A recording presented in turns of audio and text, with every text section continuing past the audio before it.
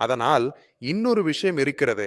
2 அமைப்புகள், ஒன்று வெளிப்படையாக மதச்சார்பற்றது, மற்றொன்று வெளிப்படையாக மத சார்ந்தது. 2ம் ஒரே இடத்துல செயல்பட முடியும். உதாரணமா, ஒரு குறிப்பிட்ட மத அமைப்புல ஒரு ஆசாரியர் இருக்கலாம். அந்த ஆசாரியருக்கு ஒரு நிறுவனம் இருக்கும். மேலும் அந்த ஆசாரியர் ஒரு சமூக மற்றும் பொருளாதார அமைப்பாக அறிவிக்கப்பட்ட நிறுவனத்துல பதவி வகிப்பவராக இருக்கலாம்.